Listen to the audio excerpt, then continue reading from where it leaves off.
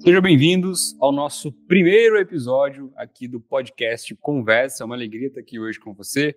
Nós tentamos fazer ontem um primeiro episódio piloto com o João Torres. Infelizmente, a gente não conseguiu, tivemos alguns problemas com a chuva. Depois a gente vai regravar com ele. Mas então, o episódio principal, o piloto oficial agora está sendo com o Juan, um grande amigo, um grande parceiro que eu conheci aqui na internet. Também foi uma das pessoas que eu me inspirei a compartilhar conteúdo, a ensinar um pouco do que eu sei. É uma grande referência para mim. E hoje eu quero trazer essa pessoa para também agregar na sua carreira, na sua vida. Espero que o Juan consiga também trazer aí vários insights para você. Meu irmão, fica à vontade, se apresenta brevemente, é uma alegria estar aqui hoje com você. Boa! Valeu, Marcos. Eu não sei se eu te chamo de Marcos ou de Condé, cada hora eu te chamo de um nome, Tanto faz. mas... Mas, cara, para mim é um prazer estar aqui, de verdade. A gente teve a honra de se conhecer presencialmente, né? Conversar um pouquinho. E foi um prazer para mim te conhecer. E, com certeza, também é um prazer para mim estar aqui agora como um projeto piloto no seu podcast. Então, vamos trocar uma ideia legal aqui e falar sobre um assunto que eu acho que a maioria das pessoas não estão interessadas, né? Inteligência artificial, que chatice. Será? Brincadeira. Claro que está todo mundo pesquisando sobre isso, né? O assunto da vez. E vai ser um prazer aqui. Espero que a gente traga um papo bem profundo para a galera. Maravilha. Maravilha, meu irmão. Bom, então aqui para a gente começar a nossa conversa, eu preparei um tema, né, que é qual que é o futuro do design? Eu queria começar essa conversa em cima desse tema, né, porque eu vejo que você é uma das pessoas, talvez um dos pioneiros do mercado a falar sobre isso, no nosso mercado criativo, né, pensando em design, pensando nesse núcleo aqui. Eu queria que você compartilhasse um pouco, assim, do que você imagina do futuro do design. Cada vez mais, né, todo dia lança uma nova IA, lança uma nova ferramenta. Recentemente eu fiz um vídeo no meu canal, assim, eu estava fazendo vários vídeos, aí eu fiz um vídeo falando que era o fim do designer. E se você for pegar o balanço, cara, é o vídeo que teve mais visualização no meu canal, é o vídeo que mais, assim, estourou, digamos assim, né, teve 5.000 visualizações, para mim é muito, né, eu bato 500, 600 visualizações ainda, e aí esse vídeo pegou 5.000 visualizações, e muitos comentários positivos, mas ainda tem aquelas pessoas negativas, né? Então, a pessoa acha que vai ser substituída 100%, ela acha que perdeu o emprego, ela acha que isso é fruto do capitalismo, que vai acabar todo mundo, e sempre tem alguém para reclamar, né? E eu vejo também que você tem alguns comentários negativos assim, e eu queria que você compartilhasse um pouquinho disso. O que você imagina do futuro do design? Será que a gente está fadado ao fracasso? Ou será que é uma nova fase que vem aí? Queria ouvir um pouquinho de você. Quando você fala que eu tenho alguns comentários negativos sobre isso, o que ficou na sua cabeça? Como assim? Ah, tá. Cara, eu vi pessoas falando, por exemplo, que não faz sentido, o que você está falando não faz sentido e que tá falando isso só para vender um curso ou tá falando isso para colocar medo nas pessoas. Também vi pessoas com medo, né, comentando com medo, cara, mas será que eu vou perder o emprego, né? E, assim, tinham pessoas esperançosas, mas eu vi pessoas com um certo medo, assim, sabe? Poxa, será que eu vou perder o meu emprego? Será que... o que eu faço agora? Eu tenho que aprender uma nova ferramenta? Enfim, eu vi vários comentários nesse sentido, assim, sabe? Pessoas tristes com a profissão por causa disso. Sim, eu também recebo muitos desses comentários, né? No passado eu até respondia muitos deles, eu respondo até hoje também, quando a pessoa quer conversar, mas eu percebo que tem pessoas em situações de vários tipos diferentes, né? Então, tem a galera que tá com medo, igual você falou, e eu acho que o medo ele é natural, eu fico com medo de algumas coisas também, eu falo, caraca, o que vai ser disso daqui no futuro? Robôs humanoides vão ser igual aos nossos filmes que a gente vê de ficção científica. É Então, o uma medo coisa ele que é eu vi, natural. só te cortando brevemente, pensando nessa coisa de medo, cara, eu vi um vídeo de um cara usando aqueles óculos, né, da Ray-Ban, da Meta, né, acho que é da Meta. A pessoa andando na rua, o óculos identificava a pessoa, já puxava ali fotos dela da internet, puxava o nome, puxava documento, cara, uma coisa meio psicodélica, assim, né? Um óculos pegou todas as informações, claro que tem IA vinculadas ali, né? Mas daqui a pouco fica quase impossível você ficar foragido, né? Digamos assim, né? Da polícia, pensando assim. Né? Minority Report e Blade Runner. A ficção científica tem até um conceito legal sobre isso, que será que a ficção imita a realidade ou a gente vê uma coisa na ficção e fica tentado, enquanto ser humano, a criar isso, né? Vamos organizar a resposta aqui dentro da sua pergunta sobre o futuro do design e sobre como que eu vejo as IAs. Primeiro sobre as IAs, eu acho que é um assunto mais amplo aqui, antes da gente entrar no design. Em 2021, foi quando eu comecei a ficar mais exposto a isso, né? Foi o ano também que eu tive a ideia de fundar a Overlens. Eu estava saindo de uma empresa que eu era sócio, vendi minha participação e decidi construir a Overlens, né? A escola para designers nexialistas. E nessa de estudar sobre esse assunto, eu comecei a estudar sobre IAs também. O meu irmão Rafael, que é meu sócio também, ele fundou a Overlens junto comigo, ele é formado em ciência da computação. E é engraçado porque eu tenho 2 irmãos, né, o Rafael e o Pedro. E quando eu tinha ali uns 15, 16 anos, o Rafael é 1 ano mais novo que eu e o Pedro é 4 anos mais novo que eu. Aí a gente falou, o que a gente vai fazer? Vamos fazer uma faculdade que depois a gente vai construir um jogo. Porque a gente vivia criando jogos de tabuleiro, de cartas, inventando coisas assim. E eu falei, eu vou fazer o design então. O Rafa falou, vou para a área de programação. Só que no final, nem eu faço o jogo e nem o Rafael, mas quem faz o jogo é o Pedro, nosso irmão mais novo. E quem sabe, né, a gente vai entrar nesse assunto aqui, eu acredito, quando a gente falar sobre arquitetos de realidade, construir mundos, é uma coisa cada vez mais comum, né, junto com as IAs também, realidade aumentada e realidade virtual. Mas ali em 2021 eu começo a estudar sobre as IAs e eu preciso ser sincero com você. Eu entrei no limbo, eu entrei num choque, assim, eu falei, caraca, quanto mais eu estudava isso, mais eu falava, tudo vai mudar. As coisas não vão ser mais como eram antes. E eu vejo que tem muitas pessoas que são negacionistas, né? Acham que é só mais uma tecnologia, só mais alguma coisa que inventaram para poder, igual você falou, né? Fruto do capitalismo só para poder produzir mais. Tem relação com isso? Tem. Eu não vou ignorar isso, né? Muito disso vem do capitalismo mesmo, é real. Mas mais do que isso, tem coisas boas e ruins. O que eu gosto de falar, Marcos, é o seguinte: nós vamos ter pessoas que são pessimistas, nós vamos ter pessoas que são otimistas e nós vamos ter pessoas que são realistas. E aí eu faço sempre aquela pergunta: o que é melhor? É melhor ser pessimista, otimista ou realista? Cada um vai falar uma coisa. Eu acho melhor ser pessimista porque eu me preparo para o pior, se não acontecer nada, eu estou bem. Aí tem outros que falam, não, eu prefiro ser otimista porque se eu sou otimista, eu visualizo um futuro melhor e luto para construir esse futuro. E vão ter os que vão falar, eu prefiro ser realista porque eu junto o melhor dos otimistas com o melhor dos pessimistas e eu tenho uma visão mais clara da realidade. Só que ainda assim vem aquela questão, né? O que é a verdade? Será que ser realista significa saber a verdade?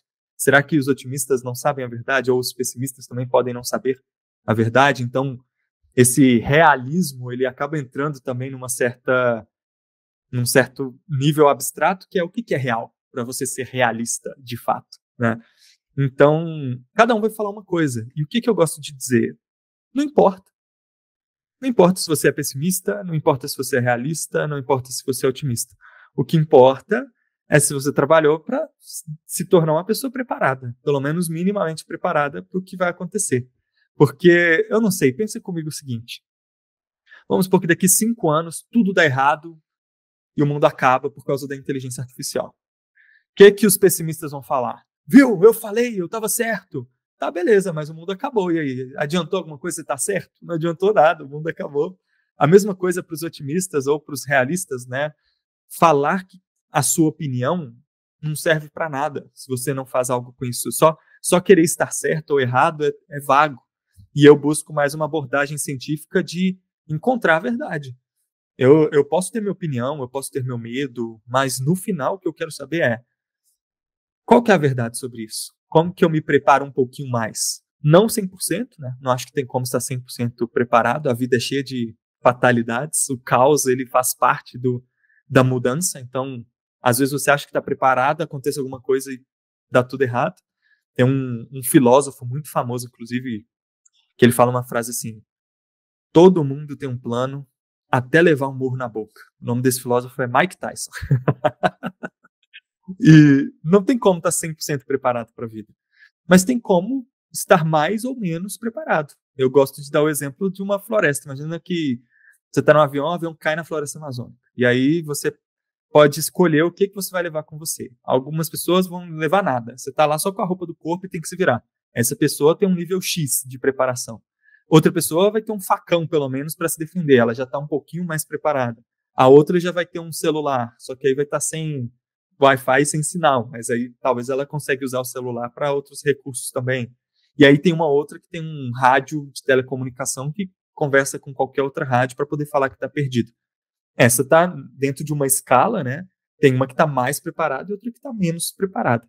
Mas, então, o que eu busco é estar um pouco mais preparado a cada dia e construir coisas, né? Então, sobre inteligência artificial, essa é a minha visão, assim, né? Por isso que eu sou muito curioso, gosto de estudar sobre o assunto para me preparar o quanto eu posso me preparar. Porque, sinceramente, do que eu já li, do que eu já estudei, e olha que eu estudo muitos especialistas no assunto em relação à inteligência artificial, Mustafa Suleyman, Yuval Harari. E o Harari é mais pessimista nesse sentido, né? Mas eu gosto de estudar esses especialistas, pegar visões diferentes, né? Pessimistas, otimistas, realistas, o que quer que isso seja, e desenvolver minha própria visão, ao invés de ser só o cara que nega isso e que vai tentar querer estar certo, sabe? Acho que isso aí não vai dar em nada, não. Que diferença faz a sua opinião? Não faz diferença nenhuma. Então é melhor estudar, porque do que eu já aprendi, nós estamos em uma mudança de era. Não é uma tecnologia nova que vão deixar as coisas mais legais. É a quarta revolução industrial. Uma nova mudança de era que reconfigura muito do que a gente faz como seres humanos. Então, no mínimo, a gente tem que ter a curiosidade de entender o que está acontecendo antes de só sair jogando a nossa opinião ou ignorando, né, o que está acontecendo.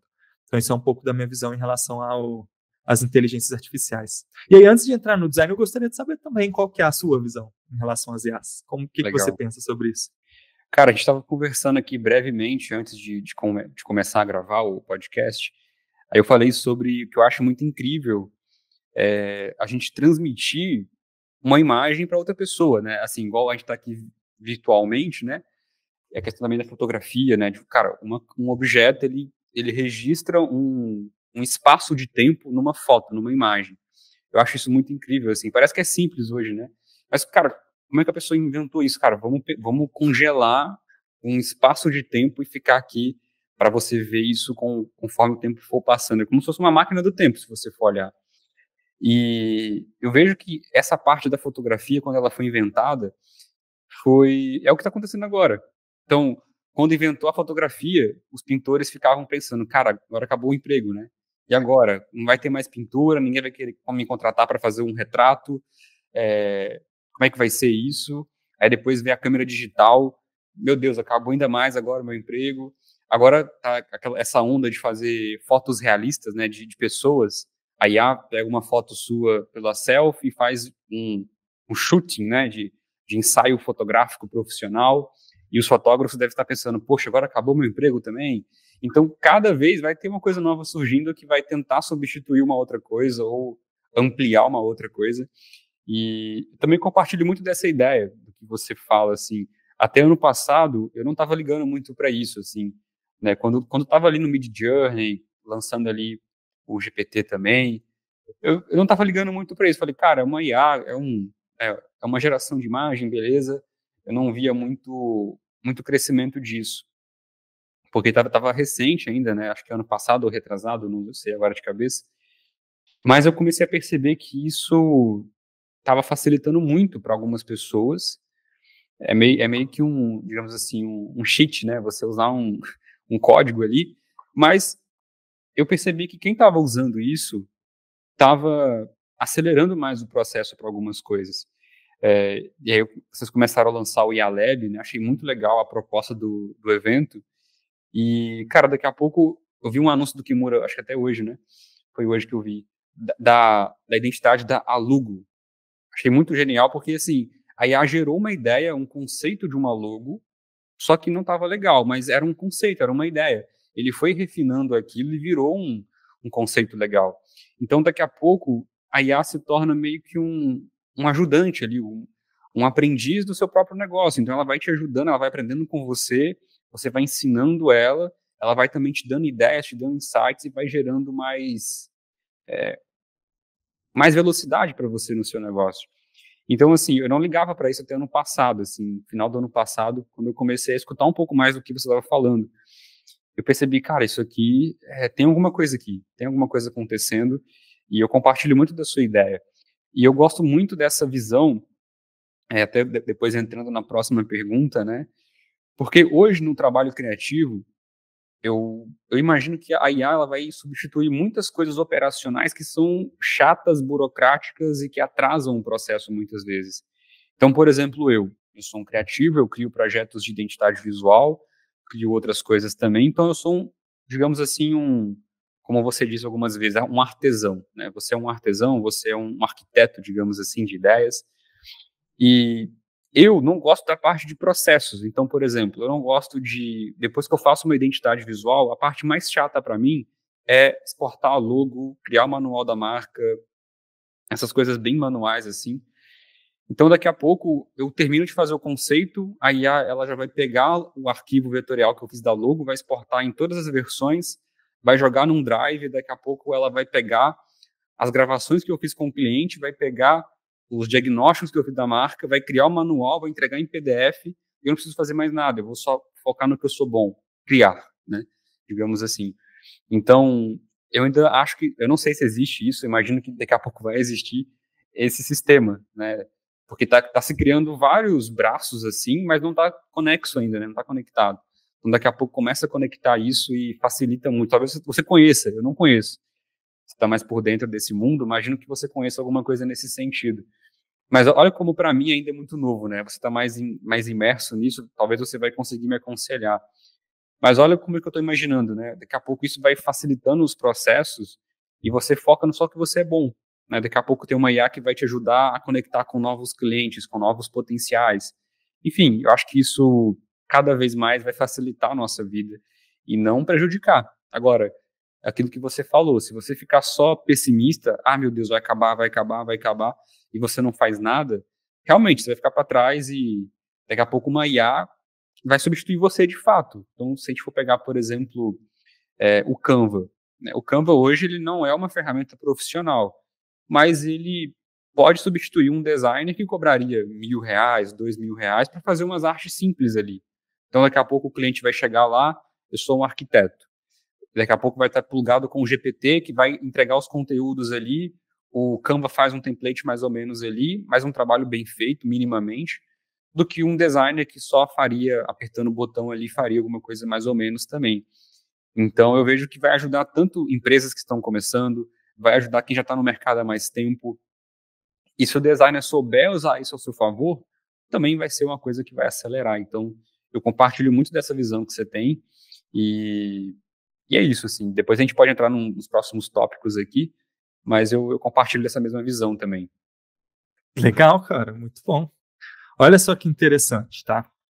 Dentro da Overlance, a gente definiu 3 níveis de mentalidade para se preparar para o futuro. A gente criou até um teste que chama Obsolescence Index, que é o índice de obsolescência. E quais são os 4 níveis?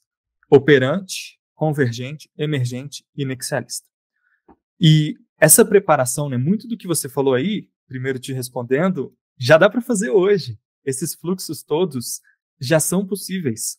A questão é que essa informação não está acessível para a maioria das pessoas, né? E existe um processo para aprender a fazer. A questão é que isso vai se tornar cada dia mais fácil. E aí vai chegar um momento em que vai ser tão simples quanto enviar um áudio e tudo isso vai acontecer. Hoje você ainda tem que conectar vários cabos para que isso aconteça, mas já é mais que possível. E inclusive na nossa mentoria avançada, a Vanguarda, que inclusive você está lá, né, faz parte também, nós já estamos tentando participar, mas a rotina é muito corrida, né? Mas eu gosto muito de acompanhar o que a galera tá falando ali. E muito bom, cara. Um movimento muito bom que você tá fazendo ali. Legal. Lá a gente já está construindo isso, né? Nós já temos alguns fluxos sendo realizados, onde você constrói uma IA que vai executar uma tarefa específica, dá um papel diferente para cada IA. Então, tem uma IA que escreve, uma IA que gera imagem, uma IA que faz a direção de arte, uma IA que avalia o que foi feito, e eu conecto elas num time de inteligências artificiais e elas próprias executam esse processo. Isso já é possível de fazer, né? E é uma das coisas que nós estamos trabalhando lá. Mas voltando nesse raciocínio, né, operante, convergente, emergente, nexialista, o que eu vejo? A maioria, eu ainda realizei um teste com mais de 700 designers e o resultado foi chocante. O que a gente descobriu nesse teste? Primeiro, que 70% dos designers têm uma mentalidade operante. Eu já meio que sabia disso, essa não foi a parte mais chocante, né, do processo, porque o que é a mentalidade operante? É acreditar que você precisa saber qual é a próxima ferramenta, você precisa saber o como. Só que cada vez mais o como vai se tornar mais fácil. Então a gente está vivendo em um mundo onde o como, cada mês que passa, tem um como mais facilitado de como fazer alguma coisa. Né? Quando eu conheci o Midjourney em 2022, eu já gostava dele, mas ele era muito ruim ainda. Eu não conseguia usar ele num projeto 100% real, assim, porque ele ainda estava muito fraco. Só que em questão de meses ele já começou a evoluir tanto e hoje está absurdo. Por exemplo, Midjourney, Visual Electric, FreePik, todas essas IAs. Não, o FreePik não é uma IA, mas ele é um hub com várias IAs. Sim. E eu vejo que a maioria dos designers estão querendo aprender a próxima ferramenta. Só que o que vai acontecer? Isso num futuro próximo, inclusive. Ferramenta é commodity. Então, qualquer ferramenta vai fazer qualquer uma dessas coisas, porque vai ser barato comprar uma LLM para poder fazer isso para você. E como nós estamos caminhando, né, nós temos os três tipos de IAs, né, que a atual em que nós estamos são as ANIs, Artificial Narrow Intelligence, que são as inteligências estreitas. Elas focam em uma tarefa muito específica. Então tem IA de imagem, tem IA de texto, tem IA de vídeo, cada uma faz uma. E qual que é hoje a grande corrida assim, para chegar na AGI, Artificial General Intelligence, que é a inteligência geral, artificial, ou seja, em uma única IA eu tenho todos esses recursos.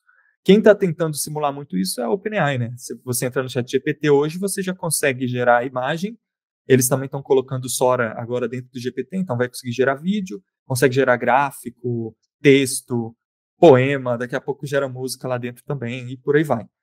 E aí estão caminhando para isso. Tem o livro do Nick Bostrom, né? E lá no livro ele fala assim, que no momento em que a gente alcançar a AGI, vai ser muito rápido para alcançar a ASI, que é a Artificial Super Intelligence.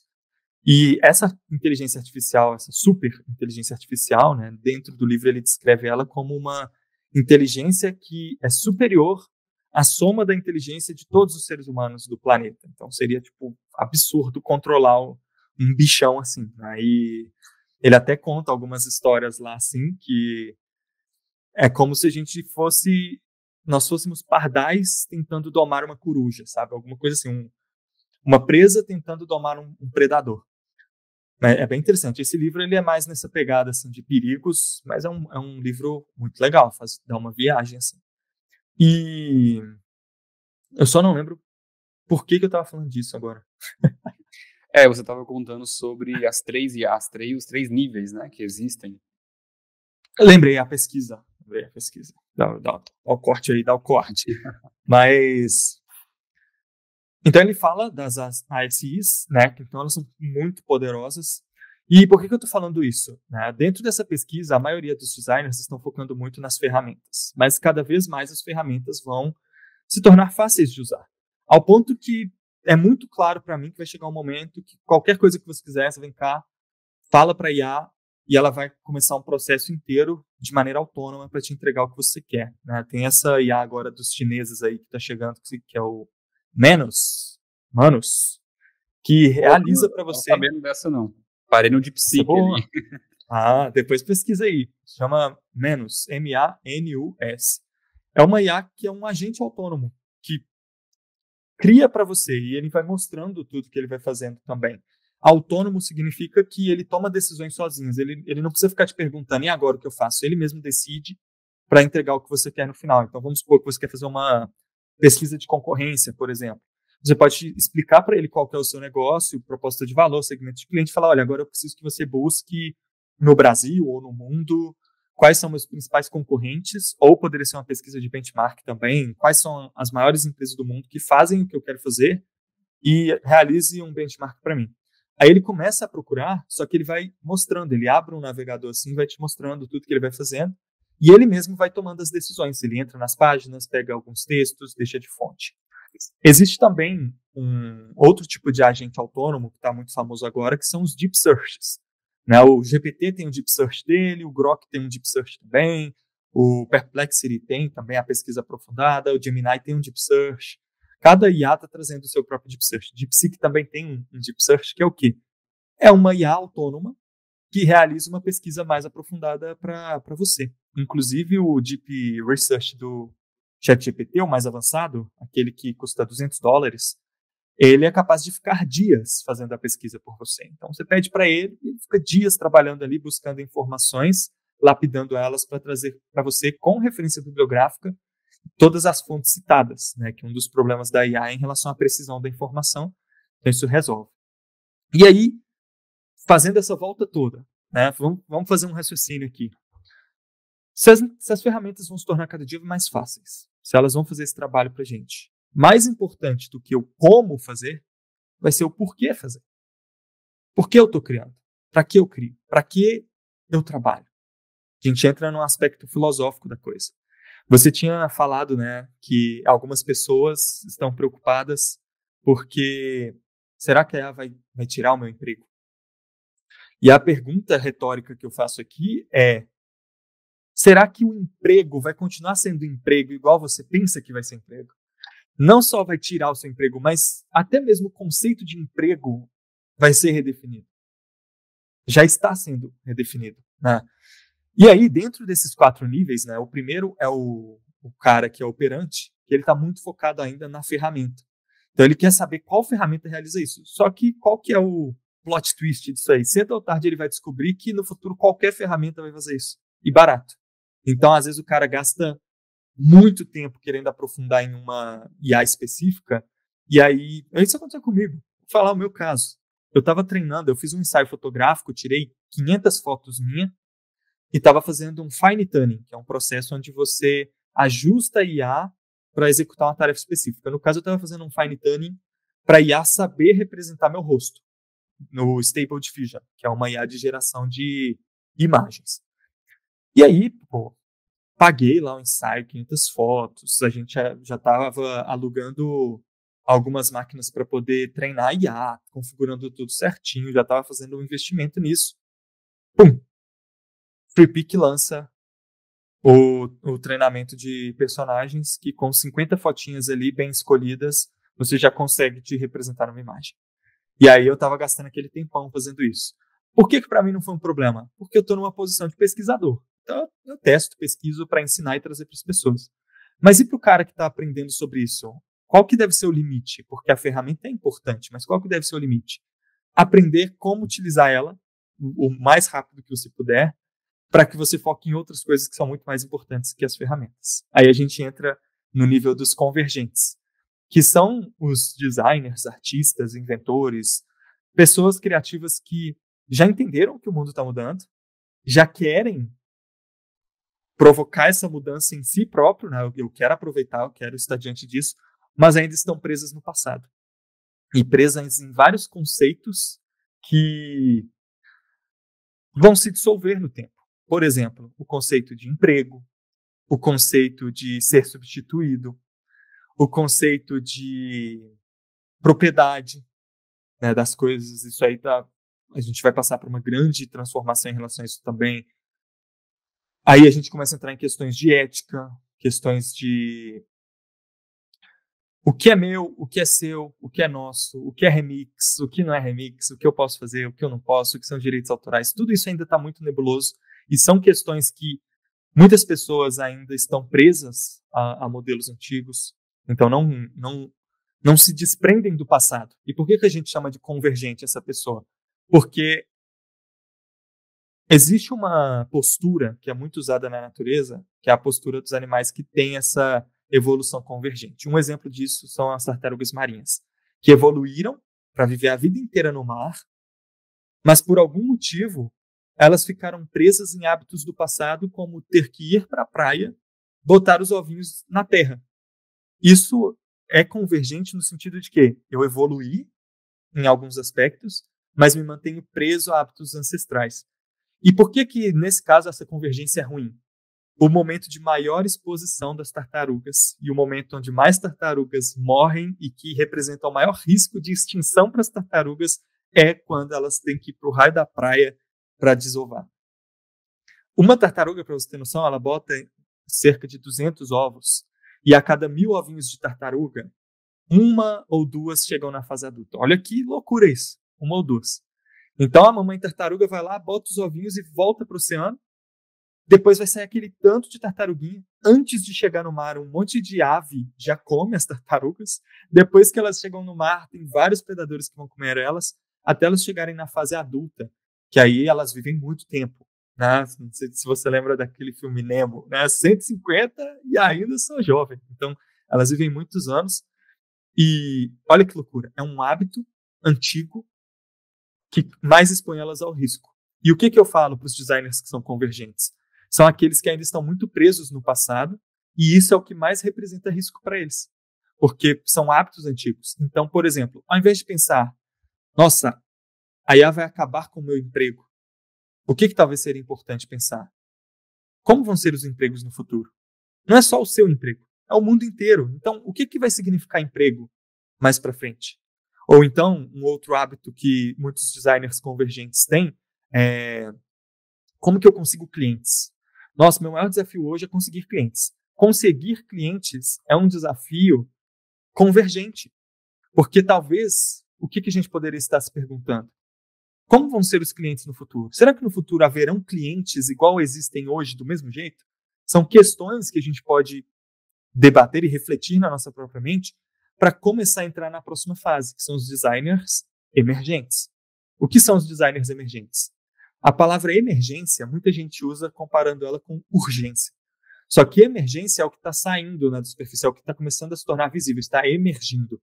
E os designers que são emergentes são aqueles que já estão hoje construindo coisas que a maioria das pessoas ainda nem sabem, mas que vão ser comuns no futuro. E aí a gente entra nesses tópicos que você falou. Por exemplo, agências onde robôs e humanos trabalham juntos. Ou então, outro modelo de negócio emergente, criação de marcas vivas e iterativas, que quanto mais você usa aquela marca, mais ela evolui e aprende sobre ela mesma, mais ela se torna viva e constrói seus próprios assets, com storytelling, com gamificação e por aí vai. Então, o caminho que eu mais tenho encontrado, mais tenho falado para os designers em relação ao futuro do design, foi uma das suas primeiras perguntas, né? Como que você vê o futuro do design? É que, primeiro, cada vez mais esse vai se tornar um processo iterativo, ou seja, não é mais fazer um design e colocar ele no mercado. Tem até um paper, que é um artigo muito bom, muito famoso, inclusive, que foi escrito, se eu não me engano, em 2021, falando sobre o futuro do design. Se você quiser, depois me pede o link, e aí eu mando para você, para colocar na descrição para a galera aqui também, se a galera quiser ver. Mas qual que é o desenvolvimento desse artigo? O design atual é um design em que você tem início, meio e fim. Pensa, por exemplo, vou fazer esse fone de ouvido aqui. Ó.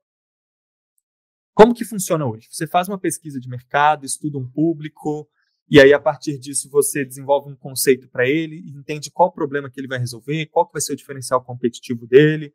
Beleza. Encontrou tudo isso, o que você vai fazer? Você vai começar a prototipar. Fazer testes, tanto de design quanto de ergonomia, vai testar tudo nesse fone aqui, e depois você vai produzir ele e lançar para as pessoas.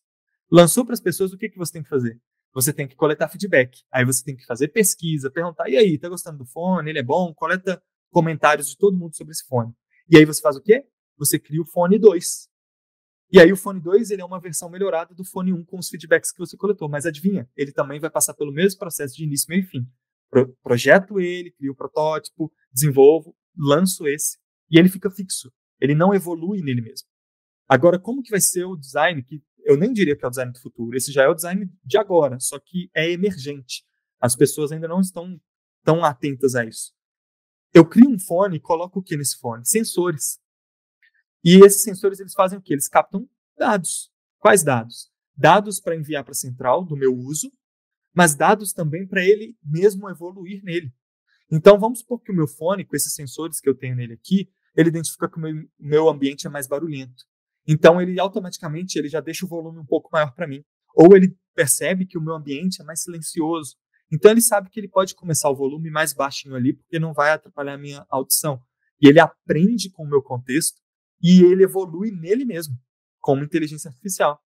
E, inclusive, a empresa desse fone pode lançar atualizações para ele e me falar, olha, quer comprar a atualização do seu fone? E aí, ao invés de ficar me vendendo o objeto físico dele, produzir mais plástico, mais tudo isso, eu consigo melhorar o seu fone pelo software e não só pelo hardware. Além disso, também, essa empresa coleta dados do meu uso e ela não precisa fazer pesquisa comigo para saber como que ela vai lançar uma versão melhor. Porque em tempo real ela vai fazendo isso. Mas isso é muito do futuro, não acontece isso agora.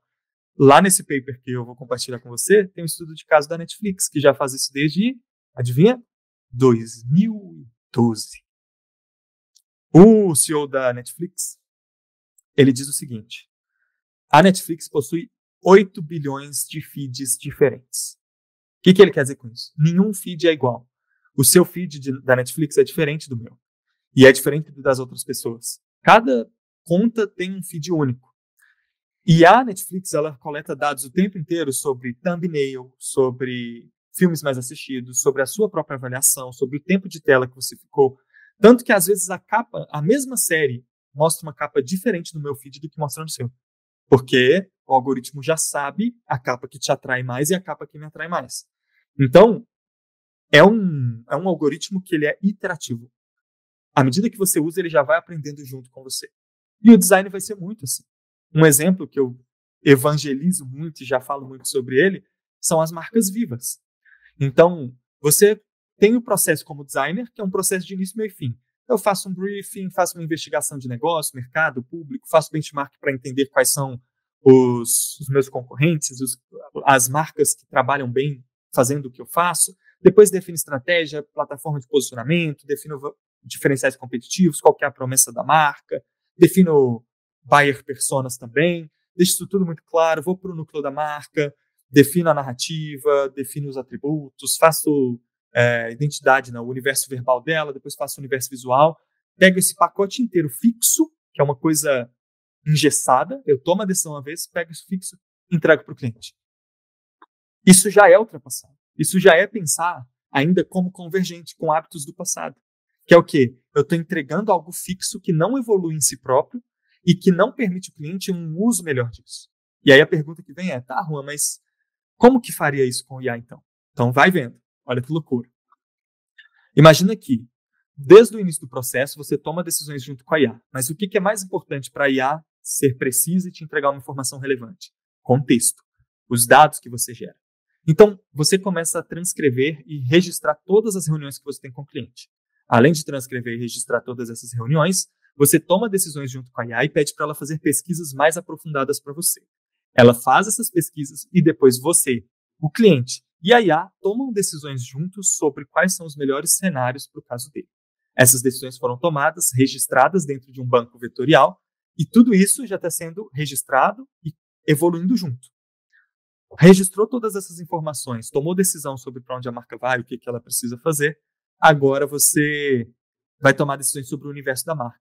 Só que o que você vai fazer? Ao invés de criar um PDF, onde você vai colocar ali o guia de estilos, vai definir as cores, você cria um brand system, que é um sistema da marca, onde você sobe todos os assets que vocês estão tomando decisão. Então sobe as cores, sobe os símbolos, sobe grafismo, sobe o banco de imagens feito com IA também, porque a IA pode gerar essas imagens no estilo da marca, sobe naming, tom de voz, tudo centralizado em um brand system. A partir do momento que você centralizou tudo aquilo ali em um banco vetorial, a IA já está conectada em tudo aquilo. E aí vamos supor que mais para frente o seu cliente quer conversar com a marca dele para tomar uma decisão. Todos os dados já estão vinculados. Então ele pode simplesmente chegar ali e falar, por exemplo, para a marca dele, eu vou falar aqui para Overlens. Overlens, tudo bem? Eu estou com essa ideia, esse plano, e eu gostaria de saber se esse plano ele é eficiente, faz sentido para a nossa marca, para o nosso posicionamento, para o que a gente está fazendo. E aí, a própria marca vai responder com base em quem ela é, porque a gente já tomou essas decisões, mas a própria IA vai responder o que ela acha que é o melhor caminho.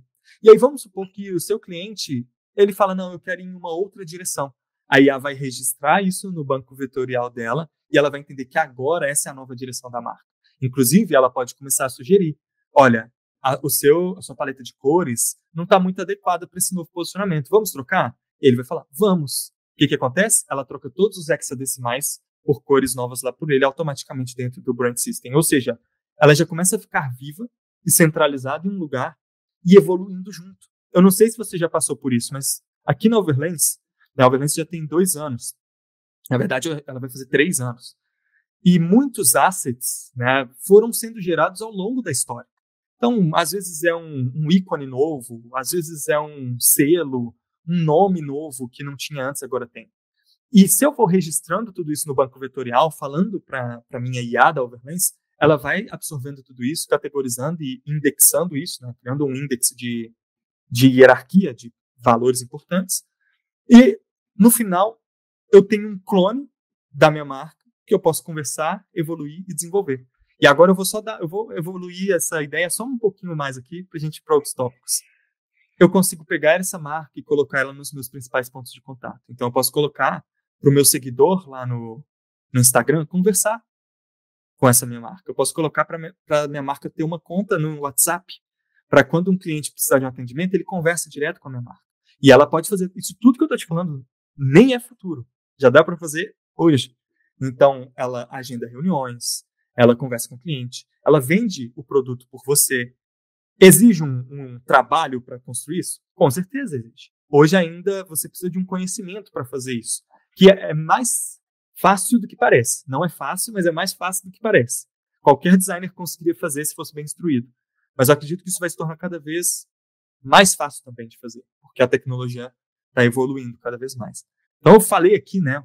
Estou na verborragia aqui, eu vou empolgando e falo, mas no final o que eu sintetizo de futuro do design e que eu acredito que faz sentido para os designers nessa sua pergunta é que a gente pare de ficar preso em hábitos do passado. Aprender com o passado é muito importante, não estou falando para a gente esquecer dele, mas comece a olhar para onde o mundo está indo, o que está acontecendo, presta atenção no que as pessoas estão fazendo, porque senão você pode acabar ficando para trás e o que eu estava falando ali, né, se tornar uma pessoa despreparada, porque vai ter um gap muito grande em quem usa as IAs nesse nível que eu estou falando e quem usa ela num nível muito básico e não sabe ir além de pedir um prompt para o GPT entregar uma resposta pronta, sabe? Legal, cara, legal. Eu fico assim fascinado realmente com o quão complexo, mas o quão completo também as coisas estão ficando, né? É aquilo, né? Eu no começo estava um pouco com medo, né? Pensando, cara, como é que isso vai crescer? Como é que isso vai acontecer? E eu sempre tive um pensamento talvez otimista, porque, cara, eu sei criar algumas coisas, né? Eu tenho essa capacidade de criar, e eu sei que se daqui a pouco o mercado ele se inovar e mudar, eu consigo me adaptar, tranquilo. Mas com esse pensamento otimista, né? Mas também com um pouco desse pensamento pessimista, pensando em outras pessoas. Olha, se esse cara não se atualizar, se ele não correr atrás, ele vai perder o trabalho dele, ele vai perder oportunidades. Por exemplo, essa semana, um cliente, né, com essa onda que está acontecendo aí de photoshooting, né, esse shooting aí virtual e tal, a galera fazendo fotos com IA, um cliente me perguntou, olha, você sabe fazer igual esse cara está fazendo? Falei, olha, eu não sei fazer muito bem, eu já fiz para mim não ficou bom. Eu testei com as minhas fotos profissionais, o FreePic não deu resultados legais ali. Fiquei parecendo meio que indiano ali, sabe? Acho que faltou mais foto para ele. Eu dei só umas 10, devia ter dado umas 50, como você falou, né? Fiquei meio indiano ali, faltando braço, barba grande. Aí tá, enfim. Testei com as fotos do cliente e deu muito certo. Eu falei, olha, eu testei aqui, ficou assim, vê o que você acha. Aí eles gostaram e tal, mas olha, a IA, ela pegou muito a roupa do cliente e replicou ela, não estava mudando a roupa, né? Então daqui a pouco eu vou ter que jogar essa foto numa outra IA e dar os prompts corretos. Só que se eu for ficar pensando, igual você falou, só em ferramenta, como, eu acho que a gente perde um pouco do nosso próprio talento, assim. Porque se você vira só um executor, né, olha, você recebe o briefing, executa e entrega. você perde valor no próprio mercado. Então, daqui a pouco, uma coisa que eu defendo muito, né, quando eu vou ali para o YouTube produzir conteúdo e até em aulas, enfim, é você se tornar uma contratação, né, você se tornar ali um profissional que você é valioso para aquela marca. E você se torna também um consultor. Claro que eu acho muito. Eu acho que isso não vai acontecer, mas pode acontecer. Porque hoje o ser humano se conecta com o ser humano. É muito, muito mais interessante as conversas acontecerem com seres humanos. Mas eu acho muito difícil. Você pode ter uma outra opinião, tá? É muito difícil de uma empresa girar só com IAs, digamos assim. Já existem. Já existem. Olha só, eu já estou bem ultrapassado. Mas eu falo no sentido de, pelo menos os clientes que eu tenho hoje, né? O tipo de pessoa que eu atendo. Uma empresa rodar 100% só com IA. Tipo, vamos supor que eu sou empresário, eu vou abrir uma empresa, eu vou contratar diversas IAs. Claro que eu posso contratar pessoas abaixo de mim, né? Para guiar essas IAs. Mas eu fiquei pensando, cara, daqui a pouco, é o que eu defendo muito, né? De você ser um profissional valioso. Ou seja, você se torna um consultor daquela marca. Claro que a marca pode ter uma IA que ela vai consultar, né? A empresa vai consultar aquela IA, mas eu enxergo muito isso. Olha, se você se torna um profissional valioso, ou seja, você é bem instruído, bem formado, você é capacitado e você domina o como, que é o principal, né? Isso é o básico, é o design. Vamos entrar depois num próximo tópico, né, sobre se a IA ela vai ser considerada ou já é considerada como um fundamento do design, né? Uma peça-chave ali, o mínimo que você tem que saber. Mas isso é o mínimo, tá? Mas aquilo daquele livro fala, né? Começa pelo porquê. Então, por que você faz isso? Por que fazer aquilo? Então, você se torna ali, de fato, um consultor. Eu defendo muito essa ideia. Conforme você vai avançando, progredindo na carreira, estudando, quanto mais você se torna esse consultor, né, do que somente um operador, né, que já vai para o operante que você falou, talvez esse parceiro estratégico ele vai estar mais ligado nesse nexialista, né? Talvez é legal você explicar um pouquinho do conceito, né, de ser um nexialista, como é que a pessoa pode buscar ser esse profissional, mas também já entrando um pouco nesse próximo tópico, né? Se você acredita que a IA ela vai se tornar um fundamento, uma coisa assim, olha, isso aqui é fundamental para você trabalhar com design, é uma ferramenta crucial, não tem como você trabalhar sem isso. Você acredita que isso vai crescer a chegar a esse ponto, já está nesse nível hoje? E como que você acredita que é esse designer nexialista? Como que ele agrega para essas empresas? E se também faz sentido o meu raciocínio que eu falei, né, de você ser um profissional valioso que vai se tornar um consultor dessa marca e não somente um operador, né, que vai receber um briefing, executar e entregar. Boa. Cara, eu tenho uma visão sobre isso que tem muita gente que discorda de mim, e tá tudo bem também, né? É mais uma opinião mesmo, mas com base em tudo que eu já li, já estudei, isso é muito claro na minha cabeça, pelo menos, tá?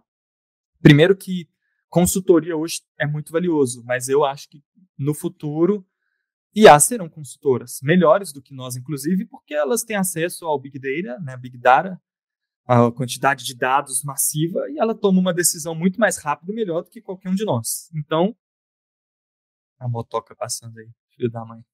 Nem pegou, nem pegou. Ah, então tá bom. Então, eu acredito que as IAs elas vão ser consultoras melhores do que nós no longo prazo. Hoje é uma oportunidade grande porque a gente pode fazer essa ponte, né? Mas eu acredito que mais para frente vai ser nítido assim que as IAs serão consultores melhores do que nós.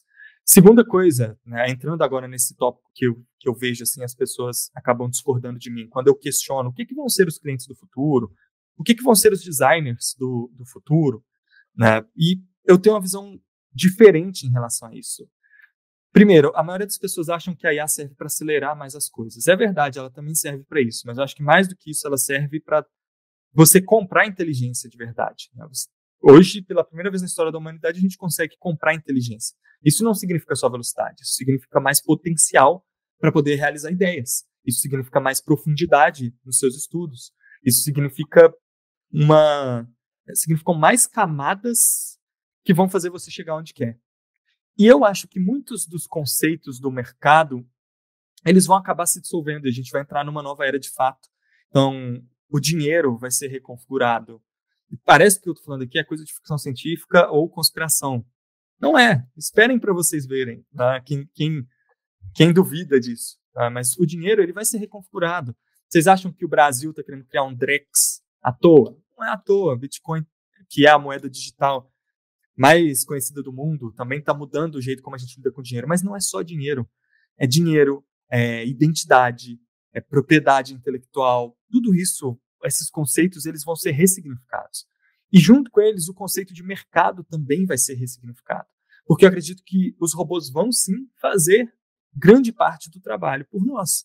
Eles já fazem. Tem um estudo de caso da OpenAI de uma empresa que chama Klarna, do cara que demitiu 700 funcionários para colocar um monte de IA.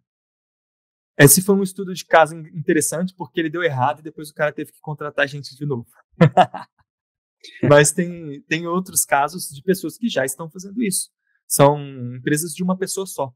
Então é uma pessoa e IAs nos outros departamentos. Isso vai ser cada vez mais comum, é muito, pelo menos para mim é muito claro que isso vai acontecer, porque a IA consegue executar isso. Se você treina ela, ela vai conseguir fazer qualquer coisa. Ela consegue simular a maioria das ações humanas.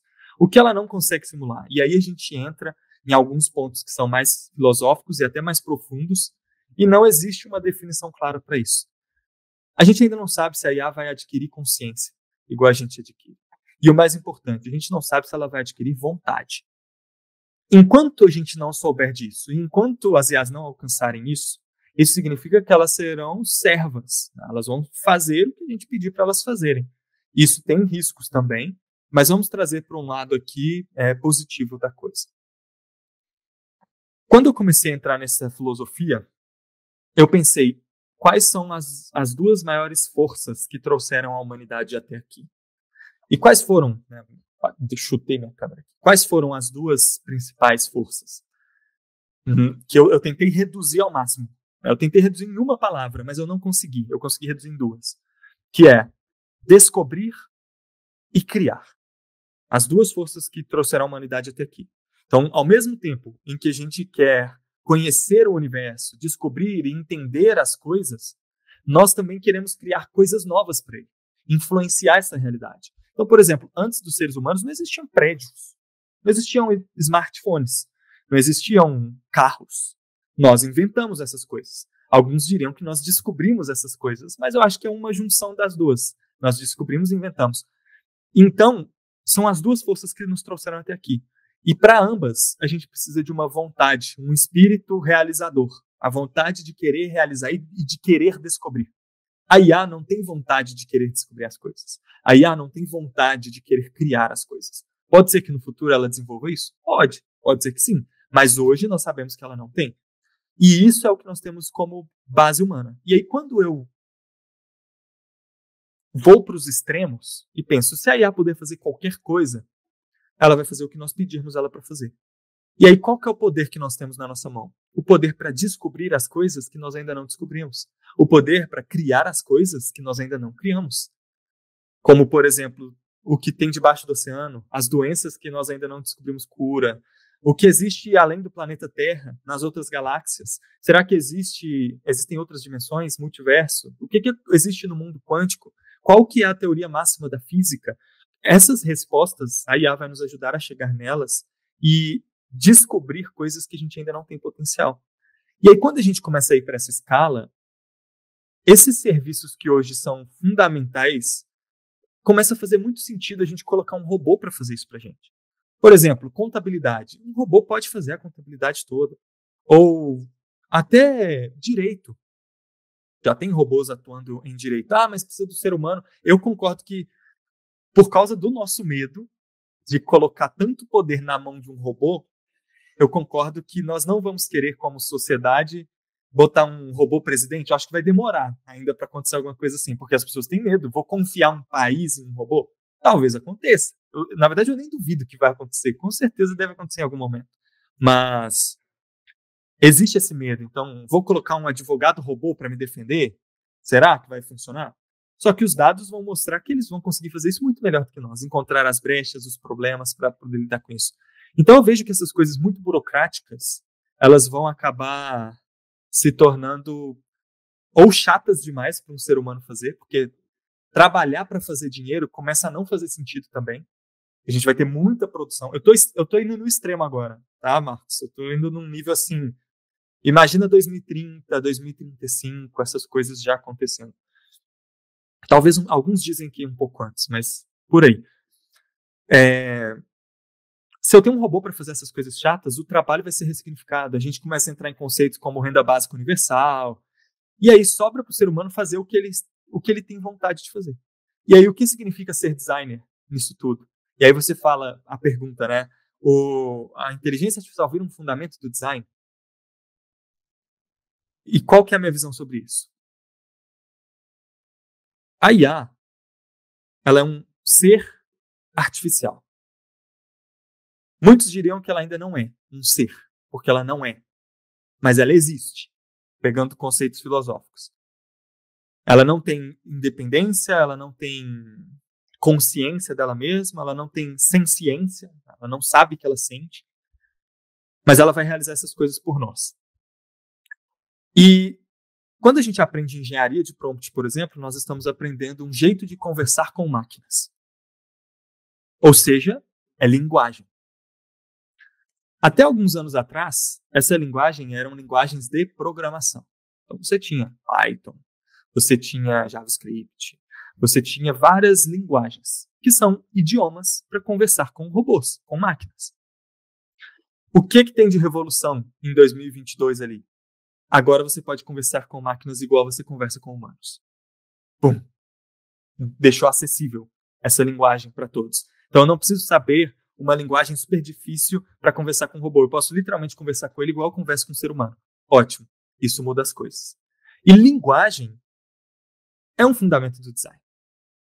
Então, eu acredito que sim, inteligência artificial se torna um fundamento do design, só que até o próprio conceito de design, ao meu ver, a gente expande ele. O que é design? Design é o filhote da arte. Eu gosto de falar isso, a arte é mãe do design. Design é filho da arte com a ciência, porque ele tem um pouco de expressão e dados juntos. Então a gente estuda neurociência, neuromarketing, neurodesign, faz teste AB para entender qual página tem mais resultado, tem uma abordagem muito científica dentro do design, tanto que ele é uma ciência humana aplicada. Enquanto a arte, ela tem um lado muito mais de expressão. Dá para trazer ciência para a arte também. Mas eu gosto de falar que isso, o design é filho da arte com a ciência. Então, forma isso, a gente tem o design. Não é a mesma coisa que arte, mas tem um DNA da arte muito forte ali. E o design foi evoluindo com o tempo. O que eu vejo do design hoje é o que um filósofo que viveu aqui no Brasil, chamado Villain Flusser, já falou sobre isso décadas atrás. E para mim é incrível. Eu acho que a gente pode ir caminhando aqui para uma reflexão final dessa conversa com o Villain Flusser, que é o seguinte: designers, ele faz um paralelo, ele fala assim: antigamente as pessoas iam para o alto de uma montanha, olhavam em direção à nascente dos rios e conseguiam prever secas e inundações. A partir disso, elas criavam linhas em plaquetas de argila e as pessoas chamavam essas pessoas de profetas, o cara que ia lá para o monte. O profeta é o cara que vem do profato, ele está trazendo um fato posterior, que vai vir. Ele traz isso antes de acontecer. E aí as pessoas falavam, você vê o futuro, porque ele planejou. Ele viu a nascente do rio e tal, e planejou. E aí o Villain Flusser fala que essas pessoas eram chamadas de profetas, mas deveriam ser chamadas de designers. Porque o que são os designers? São as pessoas que olham para uma ideia, que está aqui no mundo das ideias, do conceito de Platão, projeta essa ideia e traz ela para o mundo real. E essa ideia começa a influenciar o mundo real. Então ela faz parte agora da realidade. Antes ela não fazia. Antes do ser humano não tinha um bloquinho desse aqui que eu conseguia conversar com alguém a quilômetros de distância. Não existia. Isso foi uma ideia um dia e designers realizaram. Por isso que design é tão conceito amplo, que muita gente fala, engenheiros então são designers, desenvolvedores são designers. Eu acredito que hoje não. Hoje, não, eles não são exatamente designers. Mas tem uma série legal da Netflix que chama Abstract. E lá tem um episódio de uma designer que chama Neri Oxman. E ela tem lá o relógio de Neri Oxman. E ela coloca 4 grandezas lá, que é arte, ciência, engenharia e design. Ela junta esses 4 como se fossem partes de um todo maior. Eu diria que desenvolvimento, né, os desenvolvedores também têm um papel dentro disso, eles entram em engenharia, né, tanto que quem estuda desenvolvimento são engenheiros de software. O que eu vejo disso tudo? Se eu tenho um robô que realiza o como para mim, e o mais importante é o porquê, então o mais importante é a minha vontade, o mais importante é as ideias que eu tenho e a realização dessas ideias. E, ao meu ver, engenheiros, desenvolvedores, artistas, inventores, todos vão convergir para esse conceito de design, que é o quê? Realizar ideias, construir novos mundos, construir novos objetos que ainda não existem. Essa ideia ela ainda existe, só que eu acho que ela vai convergir para um lugar. Por quê? Qual que é o real valor de um desenvolvedor? É saber uma linguagem? Não, isso aí vai morrer. Eles também vão conversar com as máquinas em linguagem humana. Eu acho que não vai morrer 100%, mas a própria IA vai programar ela mesma. É para esse caminho que a gente está indo. Tanto que os programadores eles estão programando a própria extinção dele, alguns diriam isso. Né? Mas eu não acho que é isso, não. Qual que é o maior valor dos desenvolvedores? É o pensamento lógico deles, a capacidade de compreender uma execução de uma máquina, entender a engenharia dela. Eles são como se fossem os médicos dos robôs. Eles entendem todo o sistema de um robô, entendem o que é um coração, o que é um pulmão, e eles conseguem interagir nesse nível. Só que os desenvolvedores vão precisar aprender design, porque eles vão realizar ideias. Então, eles precisam entender design para poder realizar as ideias deles. Tanto que tem muito desenvolvedor usando ferramentas como no-code, né, como Bolt, por exemplo, ou Lovable, para poder realizar as ideias deles também. Está tudo convergindo para um lugar só, sabe? É nisso que eu estou querendo chegar, que é ou criar ou descobrir. É o ponto mais importante assim para a humanidade. Todo o resto, que é muito burocrático, dentro dessa minha lógica, né, dessa filosofia que eu comecei a construir na minha cabeça, tudo converge para essas duas coisas. Então, ou você vai trabalhar descobrindo, pesquisando ciência, ou você vai trabalhar criando, realizando ideias em qualquer nicho. Pode ser, eu tenho uma padaria, beleza. Qual que são os próximos níveis de evolução de uma padaria? Qual que é o limite máximo de invenção que uma padaria pode chegar? Eu acho que as pessoas vão ir muito mais para esse caminho, assim, porque os robôs vão fazer a parte burocrática, sabe? Legal. Lá no evento que eu fui, que você fez, eu achei muito legal esse conceito de que daqui a pouco a gente vai ser profissionais, né, que vai criar ferramentas e não criar, por exemplo, um post, um carrossel, mas você vai criar ferramentas que criam esses posts, que criam esses carrosséis. Por exemplo, aquela ideia, não sei se pode falar, mas aquela ideia que você estava falando, né, de ter aquele sistema e tal, para ajudar outras marcas e outros negócios, e daqui a pouco o próprio sistema alimenta para trazer mais e mais gente para o próprio sistema. É uma coisa muito, muito interessante. E isso tem tudo a ver com o que você fala e também com essa evolução que está acontecendo, de você daqui a pouco criar sistemas. Daqui a pouco, o meu problema hoje é essa parte burocrática. Então, de repente, se eu soluciono isso para mim, né, conectando, como você falou, pegando cabos, né, os cabos estão soltos, vai conectando eles, eu resolvo o meu problema, mas daqui a pouco eu posso vender isso para outro designer. Olha, tem o meu sistema, você paga R$ 50 por mês e você pode, com um botão, você exporta a logo em 10 formatos diferentes, coloca num drive. Daqui a pouco, cara, isso vai ser incrível, assim. Tu joga as reuniões, ou assim que você grava, a própria IA pega do Meet a gravação, joga num negócio, joga em outra coisa, gera a transcrição, pontos de melhoria. Olha, você estendeu muito a reunião, você foi muito supérfluo em alguns pontos.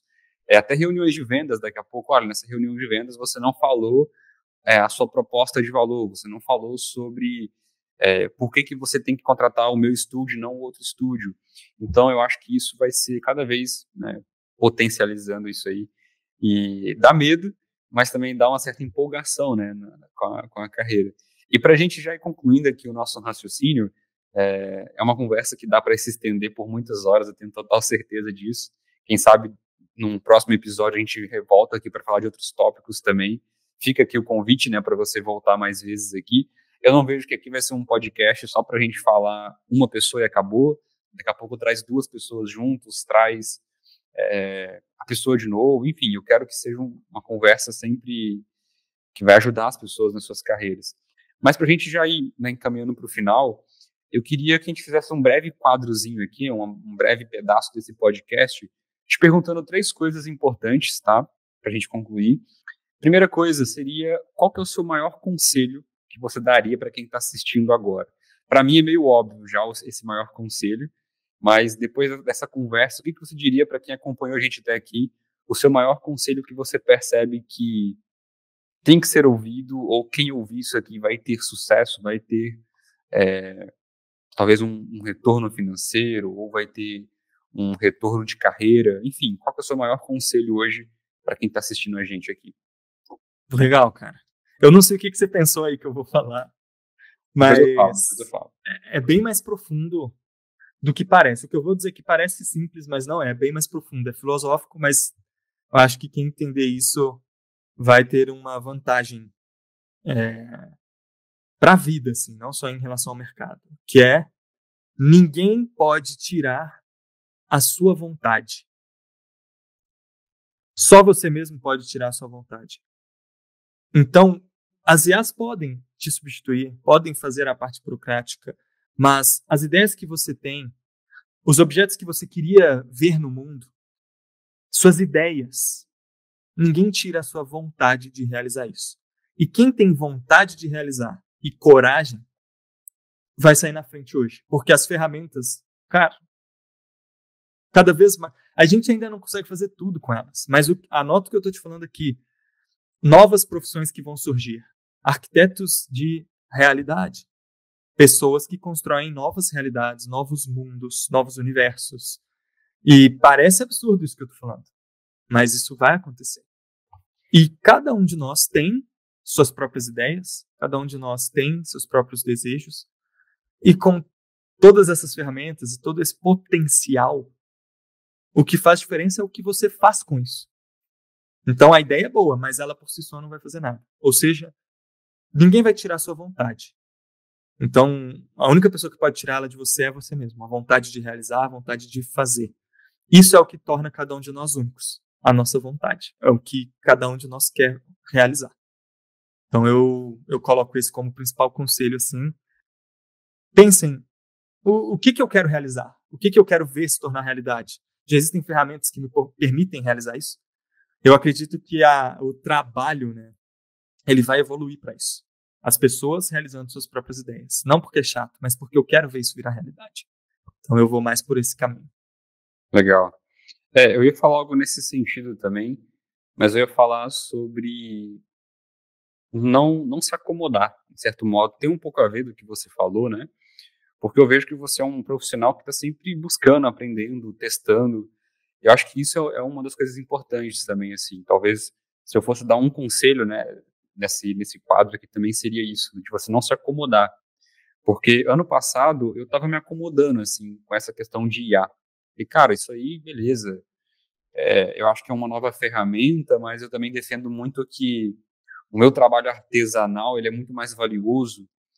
Então, o que aconteceu talvez ali na primeira ou segunda revolução industrial, né, de um artesão que fazia um tapete, uma tapeçaria, ele não quis comprar novos maquinários porque ele fazia com a mão, ele levava um mês para fazer um tapete, mas ele defendia que aquilo era o valor dele, aquilo era o trabalho dele. Mas, enfim, cada um vai ter um posicionamento, mas eu acredito que não se acomodar é um bom conselho também. Tem um pouco disso que você falou, né? Com De, certeza. dessa vontade. E uma outra pergunta, o que você faria se você estivesse começando hoje? Olha, com o conhecimento que você tem hoje, vamos fingir que você perdeu tudo, ou você está começando do zero, assim, lá no comecinho da sua carreira. Qual que é o que você faria? Olha, eu estou começando a carreira agora, mas eu tenho todo o conhecimento que eu tenho. O que eu faria para crescer e alavancar meu negócio ou ter sucesso na carreira, de certo modo? Legal, essa pergunta é interessante. Eu tenho estudado muito sobre os seres humanos, né? E cada pessoa tem sua própria personalidade. Existem infinitas não, né? Se as pessoas são finitas, as personalidades também são. Mas a gente poderia dizer que existem 8 bilhões de personalidades no mundo, né? Cada ser humano é único. Cada ser humano tem sua vivência, seu ponto de vista. E a pergunta que eu quero te fazer para eu conseguir responder é: eu continuo sendo eu? Eu estou começando do zero, mas eu continuo sendo eu?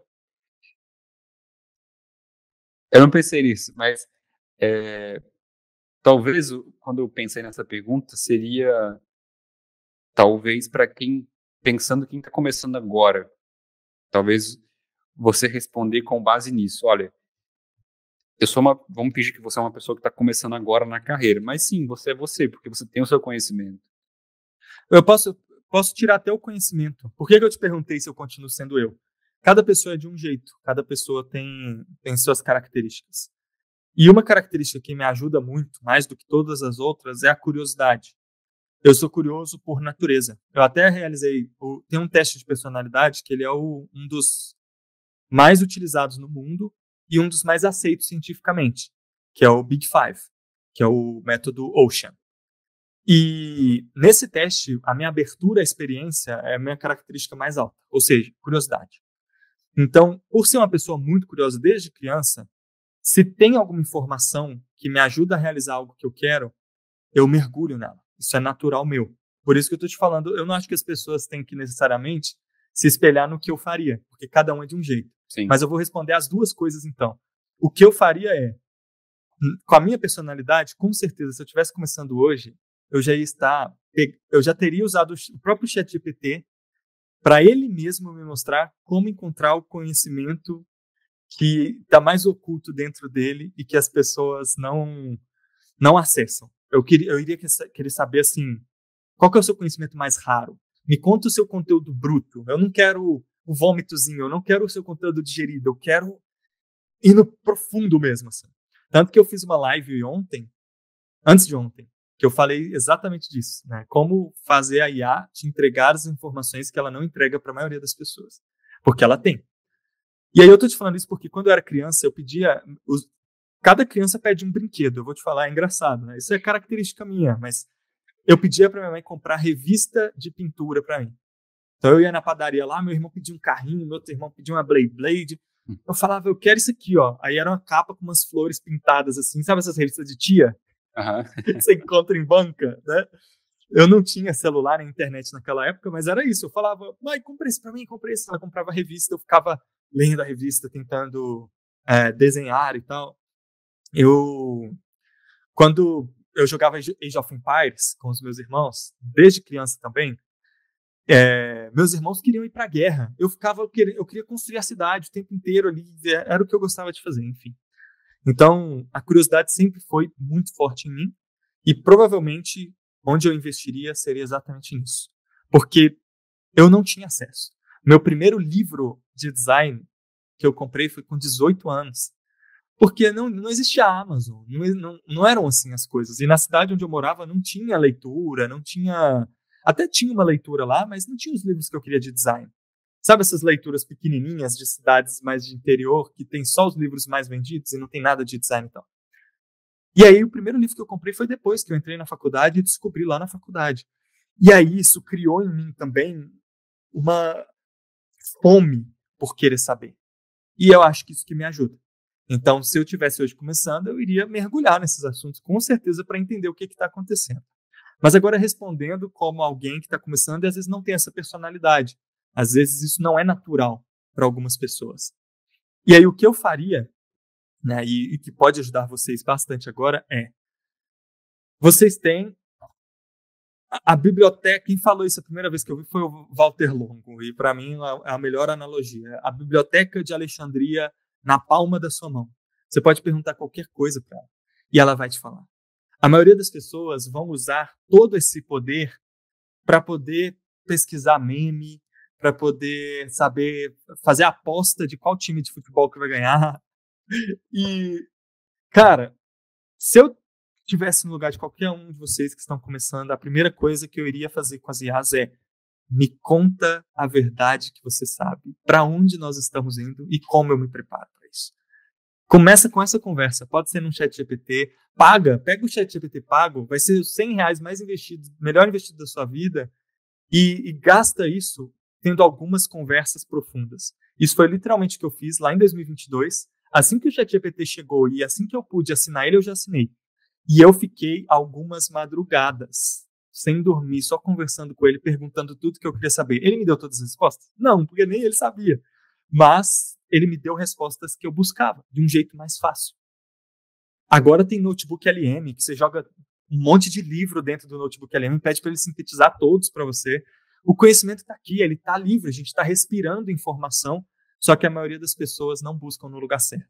Então, para quem está começando, eu recomendo isso. Faça as perguntas certas. Maravilha, maravilha. Se a gente fosse... Essa questão de fazer a pergunta certa é muito interessante, porque vamos imaginar que está aqui na minha frente agora o Steve Jobs, né? Você não vai perguntar para o cara, olha, como é que você fez a câmera do iPhone? Qual que foi a ferramenta que você colocou ali? Por que você usou tal software, né? Você vai perguntar coisas e talvez você perguntaria para ele, né? Olha, como que você fundou a Apple? Por que você criou isso? Qual que foi o conceito? Enfim, você vai perguntar coisas óbvias, né? Perguntar qual que é o parafuso que você usou ali para fechar o iPhone. Não vai ser coisa nesse sentido, né? E, bom, para a gente encerrar, então, o que você diria que é sucesso hoje para você na sua carreira? Como que você define isso? E até para você dar um panorama também breve para quem está assistindo ou ouvindo, né? Como que você imagina que é sucesso hoje para você? Até para você que tem alunos, tem mentorados, como que você guia essas pessoas e qual que é a sua visão mesmo, assim, olha, sucesso para mim hoje é ter liberdade financeira, ter liberdade geográfica, trabalhar em casa ou poder viajar quando eu quiser, enfim, só para a gente encerrar o assunto. Boa.